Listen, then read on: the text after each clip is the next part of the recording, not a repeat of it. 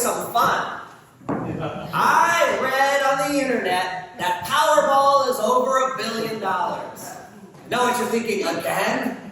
Soon $1 billion will seem like not enough, and we'll all wait for 2. But it does seem like once it goes over $1 billion, everybody starts playing.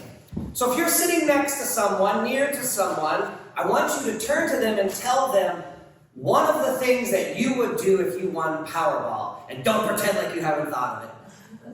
And if you're not sitting close to someone, you can either go and find them, or you can just remind yourself of the glory that you would enter into with that money. Take a moment.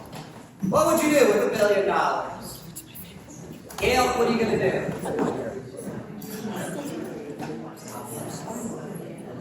That much. Oh my gosh. Who's got some good answers? Oh, you're still talking. We got a few things in mind that we might do. Who wants to throw out an answer? Anyone? Anybody interested in a third house in LA? Aruba? Jamaica? You know that one. What would you do with $1 million? You know, the reason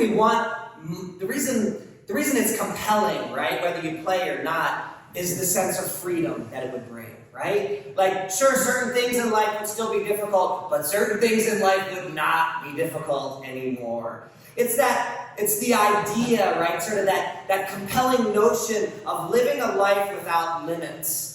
All the limits that, at least the ones that money can create, all of those limits falling down, and at least in that way, life not being hard anymore.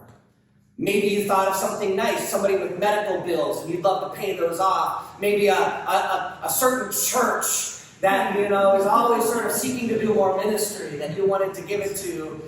Maybe you thought of other people and their struggles, things that are hard for them and the ways you would like to bless them. The idea of the lottery is that all of those walls would fall and anything that money can do would become possible.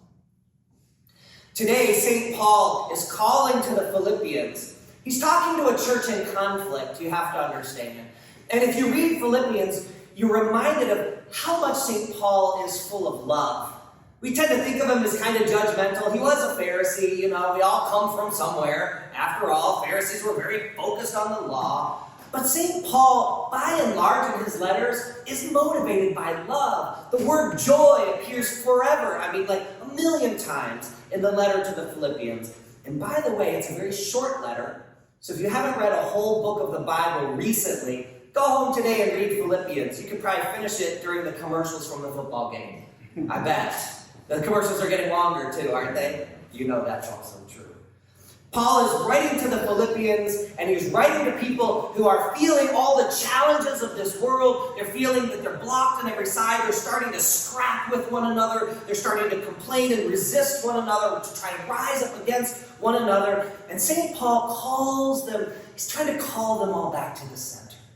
When he says be of the same mind and the same heart, he doesn't mean they have to agree on everything. What he's saying to them is be led by the same deep wisdom. Let your mind be filled with the same goals, with the same purpose, with the same grace that comes from God. Let all of your lives be grounded on the same thing. And then coming together with the same heart, find out how much easier you can live and how these challenges seem to fall away. And the way that he calls them into this is by calling their attention to Jesus. If anybody ever won the lottery, it was Jesus. Isn't that right? He was God incarnate. What was going to stop Jesus from doing anything? That guy could have had anything in the world that he wanted, not least by his wisdom, and certainly by his power, by his charisma, by his connection to the Father, by his ability to do miracles. Through the power of God at work in him, if anyone ever won lotto, it was Jesus. And St. Paul starts out by saying that, look, think about Jesus, everybody. Think about his mind. He was made in the form of God. And yet, he did not see that God equality as something to be exploited, as something to be grasped, as something to be taken and used for himself. Instead, Jesus chose the hard way. He chose, let's say instead, in some ways, the lower way. Jesus didn't take the highway, right? He took the low way. He took the humble way. He took the servant way. Paul goes so far as to say that Paul, having everything in the world that he could possibly want, chooses to become a slave. A slave to who? Who is Jesus a slave to? He's a slave. If you have to be a slave, then you might as well be a slave to the only one who deserves that kind of followership, that kind of listening, that kind of lordship. He humbled himself and became a slave to God, and became a servant to all. Being found in human form and in human likeness, he humbled himself and took on the role of a servant. Imagine winning the lottery and deciding to become a servant. Imagine having everything in the world you could possibly want and choosing, instead of the highway. I read recently one of these people who won Powerball the article was about how they did everything wrong. They told everybody their name. They bought 3 houses for $15 million each. Imagine having all those things, and instead of doing all of that, you find it as a reason and as a purpose, as a direction to take on the lowest path, to become so humble, to become so set on service, to become so directed by the will of God that even if there's a cross in your way, you don't turn away from it. I mean, look, it's one thing to become a servant when it's easy. Then they erect the cross, and suddenly you're like, by the way, I'm the Son of God. I could smite all of you, right? And scare them all away. Let's send them scampering to the hills. He didn't even call on his power then to become free of it. And even embrace the cross, if that was what was necessary, to become low and to serve, to give himself to the will of God and the needs of the people. I was at the homecoming game at the high school this past weekend, this past Friday night. If you haven't gone, you gotta go. Put it in your calendar for every year. It's really something. You see all the young people, you see the homecoming court, you see the football game, and there's just like this great outpouring of community.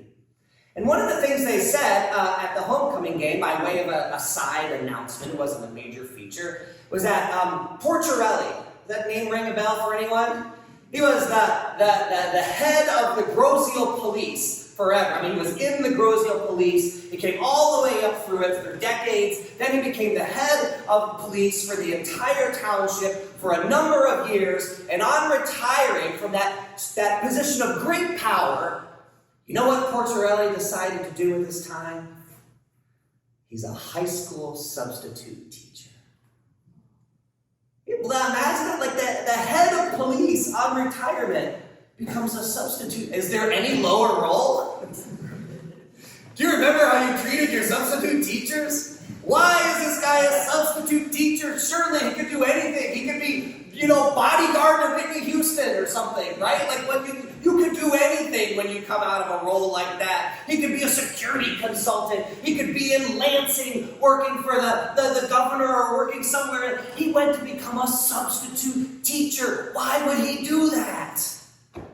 Because he loves the kids. He wants to give the kids some guidance. He wants to give the kids some direction. He wants to be close to them and care for them. And he probably wants to keep an eye on the school, too, to make sure that everybody's safe. Talk about going from a position of power to something low. I heard recently that Jimmy Carter, like the leader of the free world several decades ago, on leaving the presidency of the United States. Do you know what he did for decades afterwards in Georgia? Habitat. Yes, but that's the obvious answer, so I am choosing not to talk about Habitat for Humanity. But let's talk about that for a minute. He creates, actually someone else had the idea, a young woman in one of his churches, and he partnered with her to help her dream become a reality. basically made Habitat for Humanity work. But even beyond that, because you can think, well, it was international, maybe there was some glory involved. On Sunday mornings, Jimmy Carter for decades taught Sunday school. Sunday school. Is there any lower role? And if you want to say, no, it's quite glorious, we are looking for Sunday school teachers. How many hands? Let the record show. 0.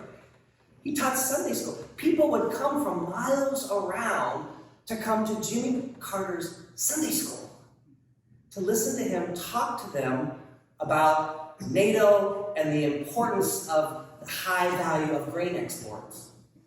Oh, Jesus Christ. And take up your cross and follow him. The love of God. Forgiveness that we have through his Son. That's what Jimmy Carter, the leader of the free world, decided to do. St. Paul is talking to this community of the Philippians, and he's saying, stop trying to be so big. Stop trying to one-up each other. If you got to do something, one-down each other. Can you one-down each other? Can you out-humilify each other? Can you out-serve each other? If you got to do something, try to take the lowest place. If anything, let the same mind be in you that was in Jesus. And the you is plural. The same mind in you that was in Jesus, who though he was in the form of God, did not count equality with God as something to be grasped, but humbled himself, taking on the role of a servant. And being found in human form, he humbled himself even to the point of death on the cross. And here's the miracle of it all, is by taking the lowest place, what we fear is that by choosing low, we're going to end up ground to the dust. Right? It's like, why would I want to be any lower? I'm going to end up crushed. And in some sense, the cross represents the fact that, yes, that does sometimes happen. But what happens next? We're still talking about Jesus. We're talking about Porcherelli. We're talking about Jimmy Carter. And we're talking about them in glorified terms. The truth of the matter that Paul wants them to understand is we all get stuck on the low. We get stuck on being crushed, but we don't look through it. We don't have perspective. If you can see through the cross, if you can see through the humility, if you can see through the service and the degradation and how the world will look down on you and the kids will treat you terrible and you'll end up with gum in your hair and all those things, but you look through it to the other side, what you see is that God also highly exalted him and giving him the place that is above every place. That by humbling ourselves, we put ourselves into the hand of God. And by God using us, God's goal is always to raise us up in him. We see it in Jesus, who was raised up so high that at the name of Jesus, every knee should bow in heaven and earth and under the earth. And every tongue should confess that he's Lord to the glory of God the Father. And when we take on that same role, when we let ourselves be humbled by ourselves and the world, it is God who raises us up. It is in the glory of God. It is the truth of a godly life. It is the love and service of a Christ-guided life that glorifies us and makes us shine so bright. Not by any choice you made, but by God's work working through you. And God's light shining through you. Raised up so high that we ourselves are given the same place Jesus is given through him, sitting next to him there in heaven. Paul wants us to not be afraid to become low, to become servants, to become people who care so much that they don't need to flee from the world's challenges, but can reach out with their arms and embrace them. And through those challenges and in that dirt and in that difficulty, to find such a way to love that God honors in the highest way, giving us in ourselves and our hearts that same name that is Christ. My friends, don't be afraid to humble yourself. Don't be afraid to be low. There is water that flows from that rock, and it is living water. It is the Holy Spirit.